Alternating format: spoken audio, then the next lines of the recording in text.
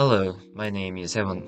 In this video, I will discuss two theoretical perspectives that I am applying to my midterm social net project, which focuses on the highly competitive education system in South Korea.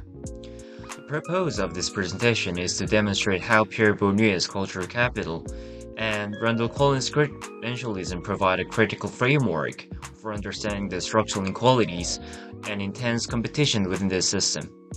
I will also connect these theories to the key concepts of structural functionalism and intersectionality that we discussed in class. The first perspective I've selected is Pierre Bournier's cultural capital. This theory is essential for challenging the structural functionalist view we covered in class. Structural functionalism often suggests that education is a neutral system that allocates social roles based on merit. However, Bourdieu argues that it actually reproduces social class through cultural capital. A key concept here is habitus, the internalized habits and dispositions picked up from one's family background. In the context of South Korea, what we often call merit is frequently the result of accumulated social cultural capital, such as parental information and early exposed to specialized education. By applying this theory, I can analyze how the Korean education system, which appears meritocratic on the surface, may actually be a mechanism for the social reproduction of elite status. The second perspective is Randall Collins' credentialism. This helps explain the why behind the extreme competition in Korea. Collins posits that academic degrees function less as a measure of actual skill and more credentials used for status competition.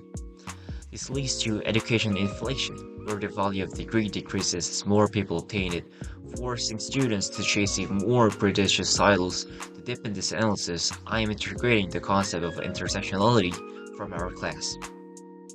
Intersectionality allows us to see that the burden of this credential race is not felt equality. A student's experience in their universal race is shaped by the intersection of their social-economic class, geographic location, and gender. This perspective highlights how the drive for credentials components exist in social disadvantages depending on one's multi-layered identity. In my social map project, I will integrate those two perspectives to map the Korean education system as a complex network of power. Cultural capital explains the unequal starting points, the input, while credentialism explains the obsessive drive toward the output. This is diploma. For instance, when mapping the private education industry like Hagwon or Hagungas, I can demonstrate how they serve as a converter that turns a family's culture and economic capital into specific credential required by elite universities. By using these theories, I won't just be mapping schools. I will be mapping the flow of power, the reproduction of inequality, the structural pressures that sustains the hyper-competitive environment. In conclusion, the theories of cultural capital and credentialism, viewed through the lenses of functionalism and intersectionality, provide a comprehensive toolkit for my project. They allow me to move beyond surface-level observations and engage in a scholarly analysis of how education functions as a site of both opportunity and exclusion. I am excited to apply these frameworks to my final social map. Thank you for listening.